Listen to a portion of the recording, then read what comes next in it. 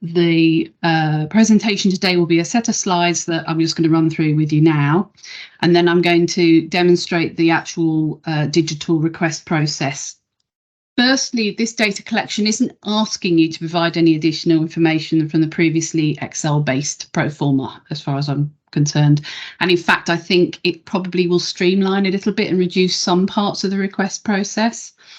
But obviously, your usage and feedback will give us that understanding. To access it, as with quite a lot of the forms I build, we use the DFE sign-in service as a portal.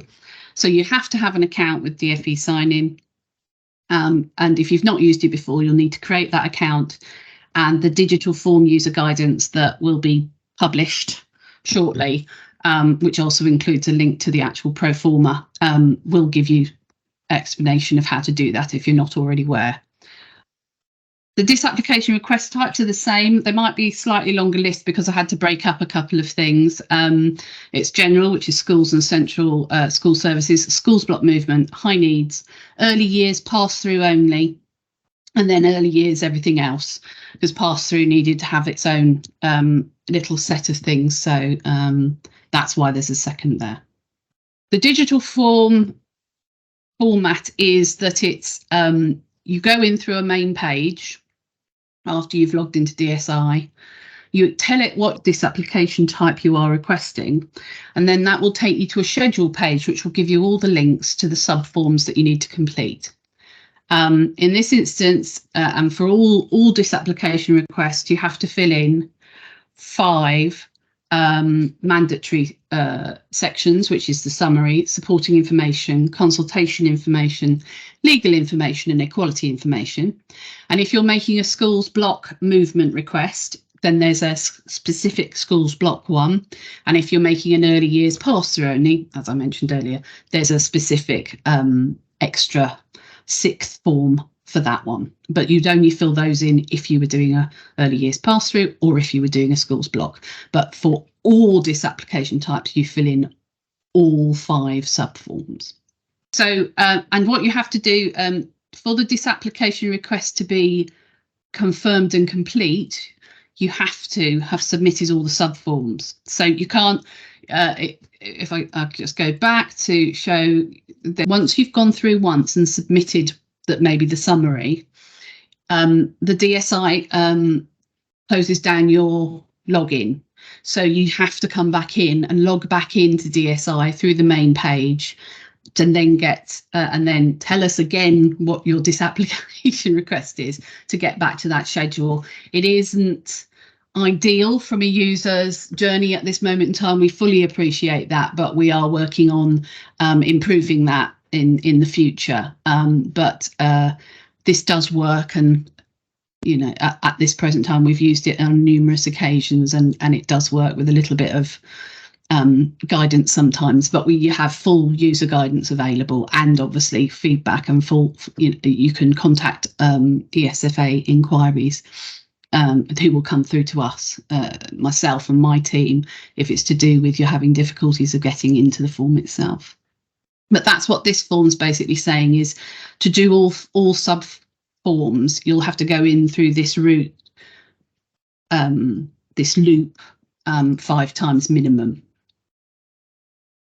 And just as the project has asked that if after 5 working days from the submission of the last subform that you imported and submitted, if you haven't been contacted within 5 working days, then to email the LA Disapplications mailbox, which again, that information is provided in the form as well, but it's on these slides for you as well. I've done a bit of a process flow for you, just to reconfirm what I've just was talking about. That so you log in, you go to the digital user guidance, and in there is the link to the request form. That asks you and takes you to DSI login, and you log in with your credentials that you've already had agreed and signed off and approved. That takes you to the main form, and you confirm which disapplication type you're making. That will show you the schedule, and that will show you whether it's the 5 mandatory forms and whether there's a 6th, depending on if it's school block or early years pass through. You'll go to that schedule, click on one of the hyperlinks, and so we could go. You can do them in any order, but you have to do all of them eventually. So it doesn't matter what order you do them, whichever logic works for you. That's fine. You submit that individual subform. So let's say we've gone summary. You're at the confirmation page that on screen you'll get. It will give you a link back into, which is what this arrow is showing you, back into DSI login, into the form, so that you can, and it will be the link to the form. It isn't your normal DSI login that you're logging in to go to other services. We are literally using DSI as a portal. So it is a question of you use the link that's provided, and that will take you in through DSI and back to the form. And you will also at the same time, before you submit, you will be able to download a PDF copy of your submission. We found that that allows some areas that have to have pre-authorization before you press submit. So that allows you to take a copy of what you've put in. The machine, as you move through the form, and which you'll see later, you save and continue, and every page is saved as you leave it. So you can fill some of it in, come back, carry on with that particular journey, finish it, but still don't want to submit, download the PDF, get that authorized, come back in, then press submit. And you'll also get an email confirmation when you have pressed submit that will give you a link to a PDF that you can download. And that link to the PDF to download will be available for 6 months. So this is what this is trying to illustrate. So it shows you get an email confirmation, or you can go to the screen that you get on the screen to take you right back and start again to do the next sub form. And you do that for all 5. But you don't have to do them all together, all at the same time. As I said, you can break off in a form, save and continue, come back. You can come back in. You have to start from the beginning of the journey, but everything you've done will still be there. So you won't have to retype any of it. You just have to save and continue until you get to where you left off before. What I've now got is I've just given you a quick summary of what the kind of things is being asked for in each subform.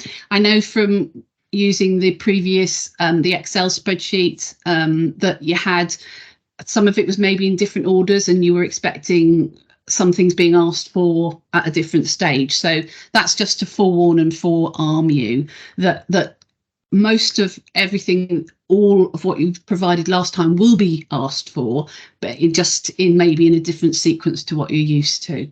So this is the purpose of why I've put this down, to give you an idea. This is also on the schedule. There's a drop down on the schedule that you can remind yourself, what have I got to do for this one? Or am I ready to do it or not? That kind of thing. So the subform, the summary subform, is the reasons why you're making the request, the numbers of years that the request is for. Although you can only make a disapplication request once a year, but this is information of if this is an intention that you're going to do it for more than the year that we're in now, that you've got, this is the start, or you're in the middle of 3 years or something like that, that gives you that option. But you're only putting the information in for this year. You're not putting it in once and then it will carry forward to the next year. You'll have to do this process every year if it's for multiple years. Any information about any transitional measures that you've had to implement, and confirmation about if and how your request fits with the NFF. So that's what the summary. Obviously, when we go through some of them, you can actually see it real life, but that's just as a aide memoir for you. The supporting information one, this is of details of any options that have been considered, the financial impact assessment information, any modelling. If you've done any remodelling, then you'll be asked to upload a copy. If it's appropriate, i.e. your request is related to high needs, you need to make sure that you've reviewed the operational guide and any information related to the financial health and any affected schools. again, and there's a link there about the financial benchmarking service, so the questions that will relate to those kind of aspects. Moving on, the third form is consultation information. So this is information to demonstrate how you've consulted with schools. So this is where the schools forum information, and also uploading a copy of your minutes, or if you haven't published them yet, a draft copy and things like that. And quite a lot of the responses throughout these forms are text, you'll find, just so that again is in keeping with what you've been used to, but you know, it tries to guide you through in a logical way. Legal information, so confirm your assessment of the legal risk as a result of your request, any mitigation, any legal advice that you've received, and upload a copy of any legal advice. Now, I know when I was doing user research with some of you, I don't think the legal side of things came into, certainly in the helpful people I was talking to, but even if there is no legal impact at all, you still have to complete this part of the journey. You still have to do this sub form, and it gives you the option to say there is no, you know, it's not a very long form to complete anyway, and it's even shorter if you said we've considered it and there is no risk, there is no legal risk at all. So but you must complete them all. Equality information. So you're asked about the summarising of what impact your request will have on the pupils, schools, and you as the local authority in terms of that equality of opportunity. You're also asked to identify which, if any, of the equalities you will impact on. So these categorisations of age, gender, orientation, race. There's 10 of them all in all. And in the form, as I said, I will show you this one, is that you don't have to slavishly go through all of them. Again, there's the option to say if equality does not apply to whatever you're asking to be disapplying against. Now, this is where we get, so those were the 5. That was the last one of the mandatory 5. So every disapplication request has to have those. And then if you're doing a schools block movement, there is a specific schools block movement subform, which is asked for previous block movements, impact about the specific budget pressures, why costs are exceeding funding levels, details of your strategic financial plan, and impact of proposed transfer of school budgets. Again, I think fairly standard stuff that you've been asked for in the past, so hopefully none of that is unexpected. If you're doing an early pass through over 95 or under 95%, I don't think there are many of these, but there is, it has its own subform. So this would be the 5's been filled in, and then you have to fill this one in. This provides you with a calculator that you'll be given, and then you can upload and update some of the figures that are asked for in there as well. And that's the end of this part of the presentation. So what I'm going to do now is I'm going to move on and actually demonstrate the tool itself to you. So you're in the user guidance is what we're pretending to be. And so you'll click a link, and the link will do this. The first thing, as I said, it will ask you to do is sign into DSI. It's just a test environment that we have. So you can see I've got lots of organisations and different ones. And who's going to be the lucky person today? In which I think I decided I'd go all the way down to the bottom, because I don't do Worcester. Or I might Wolverhampton. That was it. I had a friend who came from Wolverhampton. So this is a test environment so that I can pretend to be a local authority and get the same journey you're going to. So it will come up, as I said, those of you who have used digital forms before or any of the DSI, it'll confirm who you are. So what your UKPRN is, and those kind of things. Obviously, at any stage, if you find, well, that's not me, or you can always come out and raise an EFSA inquiry form if you hit any difficulties. So this is the main page. This is the main menu. So look, quite a lot of information in here, and I'm not going to go through bit step by step in it, because 1, there is a guidance document, and 2, when you're in it, you can read it at your leisure. There are hyperlinks. These just to give you an idea. If I click on that one, you'll notice that it opens in a separate window. So you can still go back to the form. You're not being thrown out of the form. You can look at those in tandem with it, that kind of thing. Again, we're putting all the links to anything that might be appropriate. So if you're doing an early years entitlements, or if you're doing high needs, and or if you're just a general operational guide, they're all there. There's the disapplication user guidance as well. That's not currently launched yet, but it's there and ready for you. So then you see the button is said save and continue. So as you progress through all the subforms, that's what it will do for you. So this is the first time that you're asked, which DAPS application are you making? And this is probably one of my slight apologies, is I can't get round you having to keep back round this loop and telling us. Unfortunately, it will get better, and we are working on that. But this is currently how you're going to do it. So I will pick. I'll do a general first because it's at the top of the list. So this is what you get. This is what I call the schedule, and here gives you a bit of information. It tells you, just reconfirms to you if you're doing a general, a high needs, or a non-pass-through early years, that's where you should be. It shows you that there's sections in section 2 and section 3 that have to be completed. It gives you the link to the user guidance again, and also the same links again, but if you just needed to remind yourself, they all open in the separate window again, so you can have it open.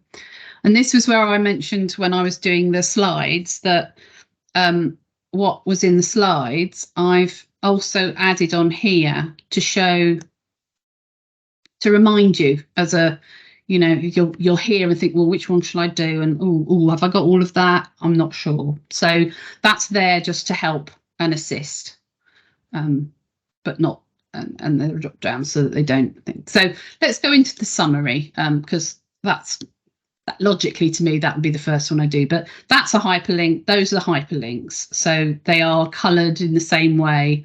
That's not a hyperlink, it's a drop down, but you should be able to navigate through. So you've got, it says here sections 2 and 3, so there's section 2 and there's section 3, and that's, once you've completed all those, then your submission is complete. So this is the summary submission. So this is where we'd said, and again, you're reminded about what kind of questions you're going to be asked. And then it reconfirms that you can get a PDF copy of your submission before you submit it, and you'll get an email which will also have a download of the PDF. So saving this, again, you just so again, please reconfirm. This is used for routing, so it's just, unfortunately, I know it can be annoying being asked the same question a few times, but that will get better. Depending on the kind of disapplication you're making, you can have it for the current year or next year. So you just pick whichever one is appropriate. Then it asks you what type of regulation are you making. So I clicked general, which would include and high needs and early years and everything else. So no, I didn't. No, I picked general. So this is the list specifically for the general, and the regulation is written after its name. So and it's alphabetical. Hopefully that makes sense. Again, you've got links to the process and the the policy, etc., to remind you if you needed to. So this is the first of the text boxes. So it's a very simple, you can put numbers in, you can put letters in, up to 250 words or less, and then you just press continue and go. So then the next question is this a new request? Is it part of a series, or is it a continuation? So this is where the number of years came into being. So, and again, the caveat I raised earlier, even if you tell us here that this is more than 1 year, you still have to go through this process every year. So I'm going to pick the middle one. So it then asks you for details. So how many are you expecting? to be. So if that was the first of a series, so is it going to be 3 or 4 years or whatever? If we can go back, if you picked yes, that just goes straight through. And the third option gives you, is this continuation? And it then asks you a supplementary question about mitigating for future requests. So again, you add text in there, but you only get those if you pick those options. So if it is a yes and it's 1 year, you don't need to worry about that. You'll not be asked a question that's not inappropriate to you. Any transitional steps? So there's a yes or a no. As you'd expect, the yes will say, what have you done? Or what are you doing? The no will say nothing. National funding formula, this is just yes, it does, no, it doesn't, or it's no reliance. Fairly simple response. And again, there's information there. This one's asking about when do you need a decision by. There's no commitment by the department that was guaranteed to, but again, it's relevant piece of information so that we can try our best. And again, any consequences that if we don't get near your target, your time frame, what that might have happen. You save and continue there.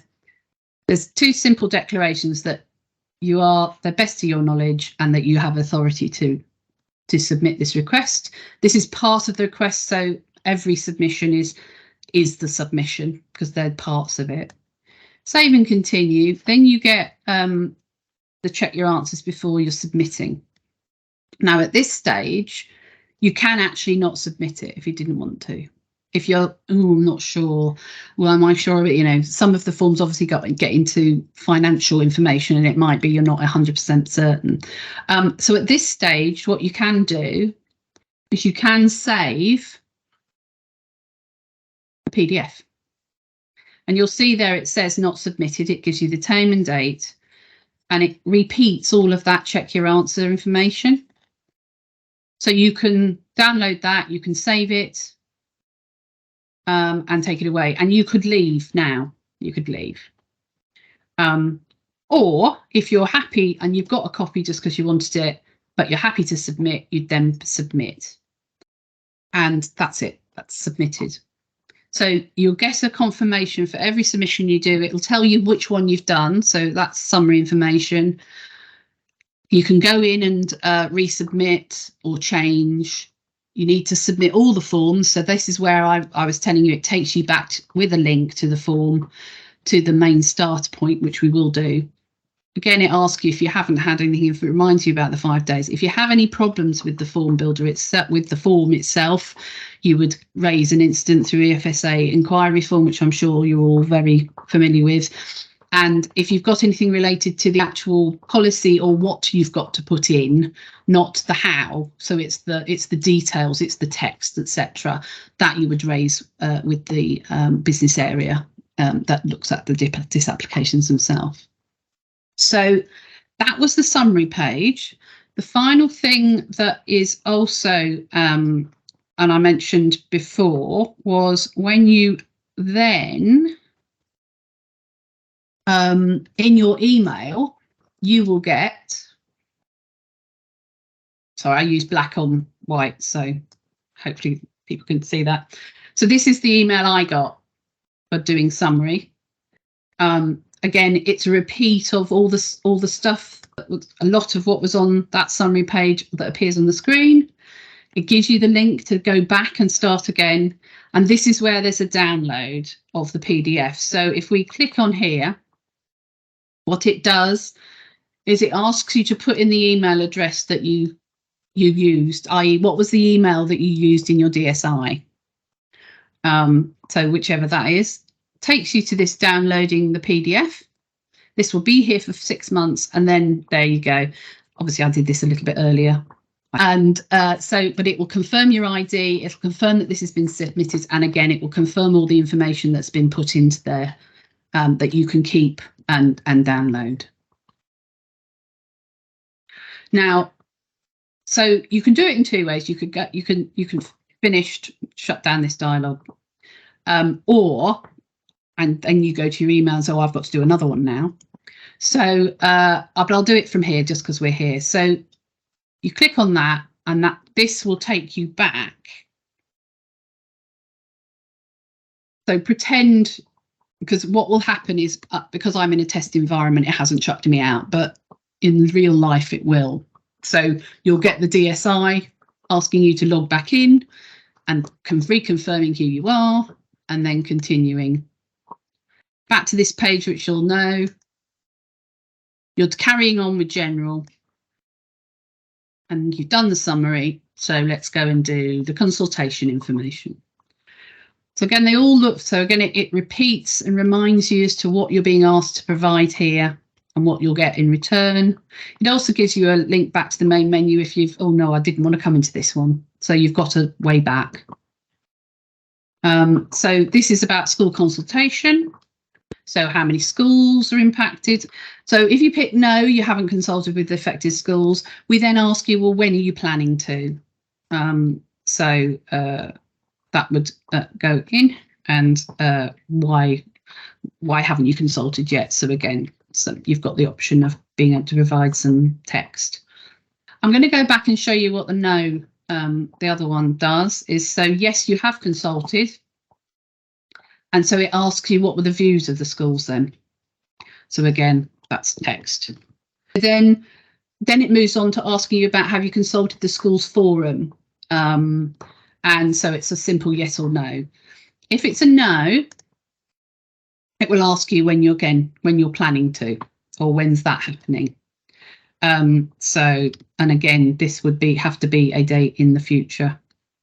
But if you have already, it will ask you for some details about that forum. So when was it? And again, this will be in the past. So if you try and put something in the future, it will bump you, but only when you press save and continue. When we ask whether it was correct or not. Yeah, so there we go. It can't be before, must be on or before the 11th. So it has to be in the past. It can't be the furious.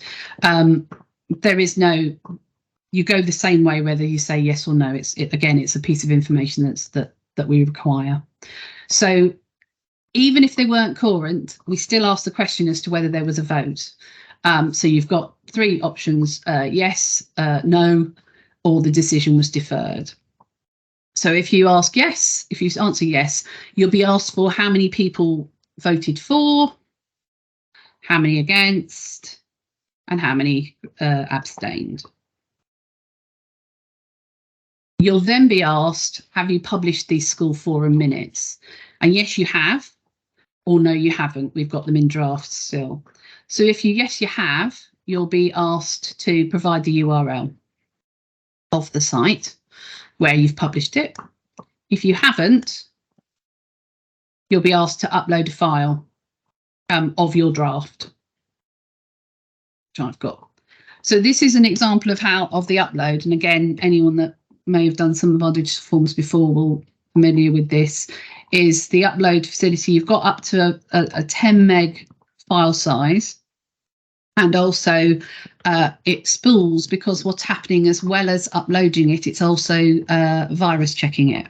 It moves on to views of other interested groups. So obviously we've gone through schools and schools forum, but if there were any, and as you see here, that says optional. So we're working on the fact not everybody has, you haven't got lots of different interested groups, but there is always the chance you will have. So if I save and continue, you'll notice that didn't give me an error message.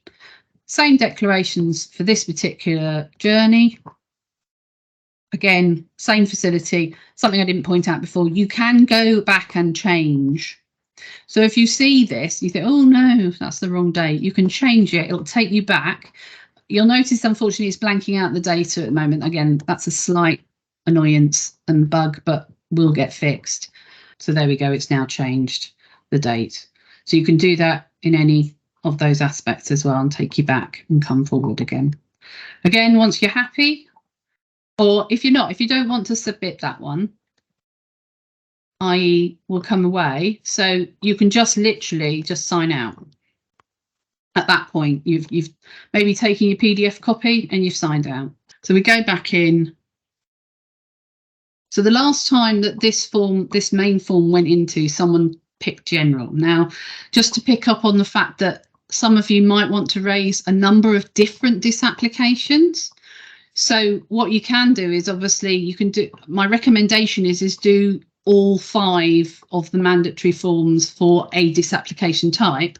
And when you've done those, you can come back in and start picking some, maybe you want to do a high needs one as well, and then pick high needs and go through and do all 5. So we went into consultation. So I'm going back into consultation. That's Wolverhampton. And there you are. There's all your information still there. All still there. Nothing's changed. So this is all the same. So you've already provided the file. You don't even have to upload the file again because we've already got it. If you've said that's fine, that was optional. Go through all your declarations. But this time, now you can submit.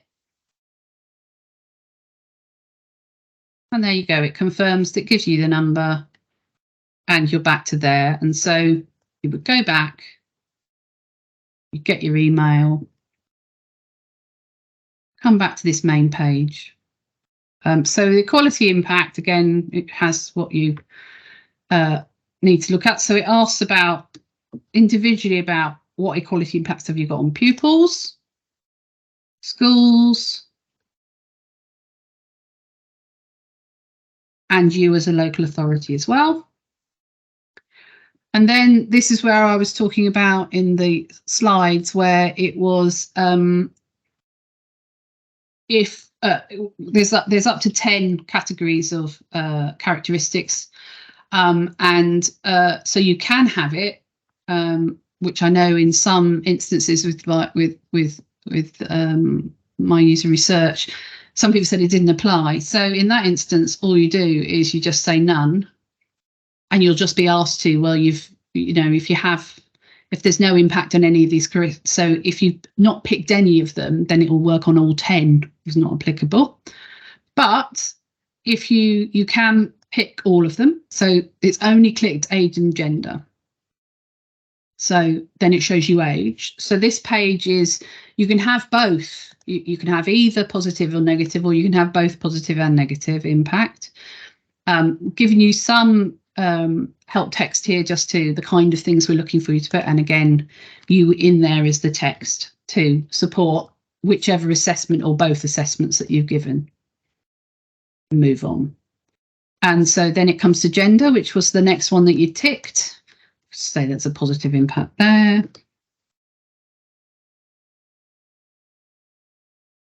And then it says there is no impact on the other characteristics. So that's working fine. If you pick 2, we're working on the fact the other 8 aren't applicable, and you just need to explain what your assessment as in general terms as to why that's the case.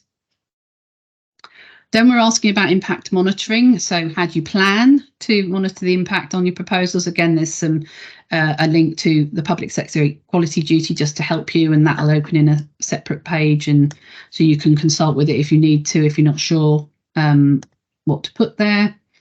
And then there's the public sector equality duty. So we are expecting that you will have a copy of your equality impact or analysis. And again, this would be an upload.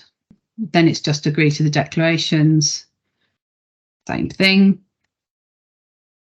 I've put this warnings on here because for other returns, because we've introduced the PDF, some people will download the PDF and then forget that they actually have to submit.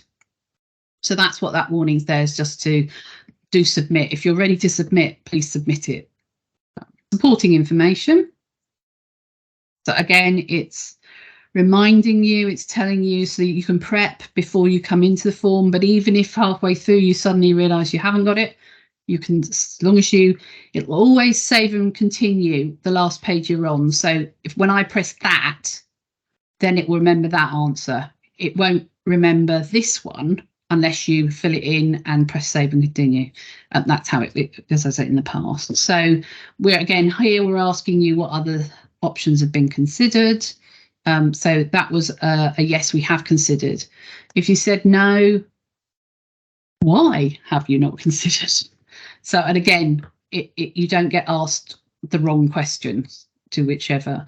Then you're asked about the financial impact on the schools, if it is approved. So again, text, and if it's and then you're asked whether there's a negative financial impact or not. So if there's a yes, you told us it will, so you're asked to provide more information on that. So that's how you're going to protect the educational outcomes and how the school education provision. If you say no, then you move on to the next question. And then you're asked if you don't get it approved, what would the impact be as well? And there's some help text here to give you an idea of the kind of subject and matters that we need you to cover. So here is that financial modelling. Again, we worked on the fact that not everything needs to be financial modelled. So if you say no, you're asked why you haven't financial modelled, and then you can explain. If you say yes,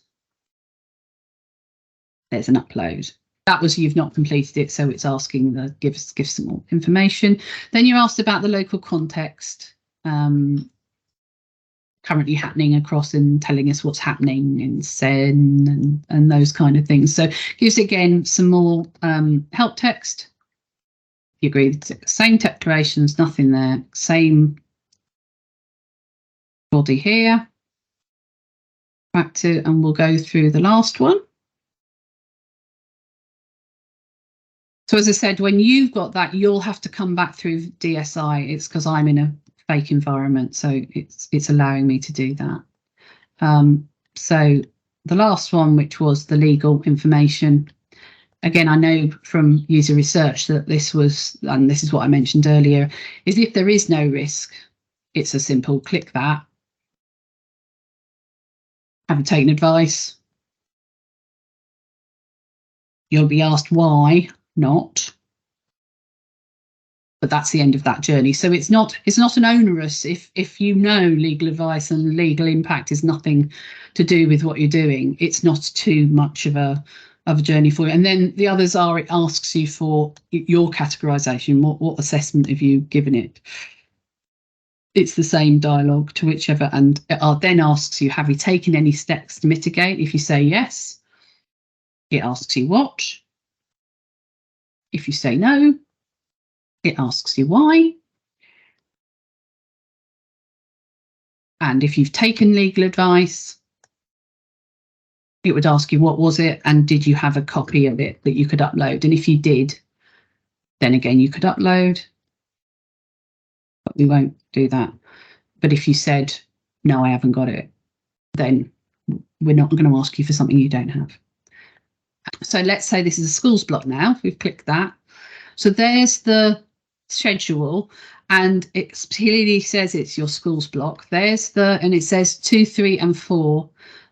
There's just stuff to double check and guidance. There's the 2, which is the first 3. There's legal, there's equality, and then at the bottom is number 4. And again, it reminds you, it tells you what we're expecting you to have ready and available, and then you launch into schools block. So it asks you about the provisional. Are you looking to move? How much is that?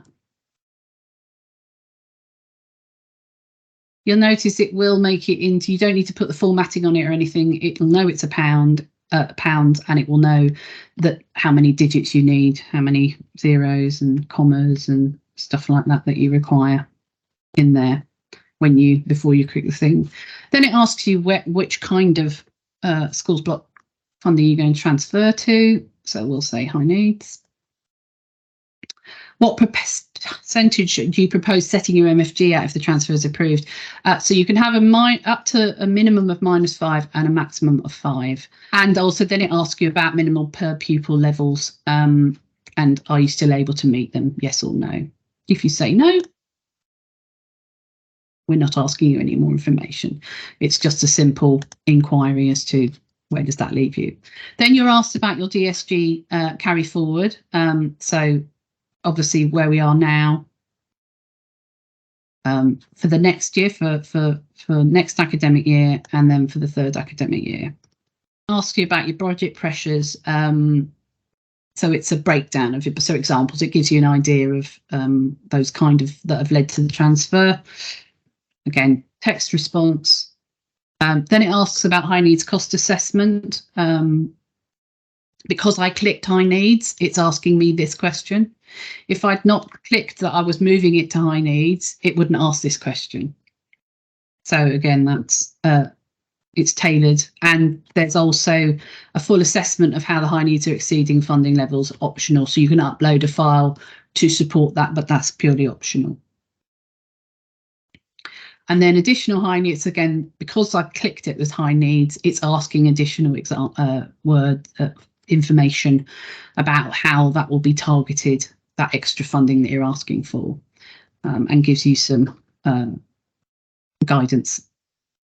Then it asks about what's the impact going to be on the schools block, obviously for the transfer. It asks for some more text information.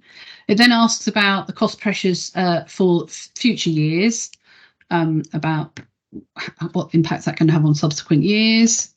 So again, some text up to 250 words. Then it asks about partnership working, evidence of effective partnership, provide evidence of that, and also specific and detailed plans which demonstrate the transfer of funding will contribute to addressing the cost pressures on this invest and save options.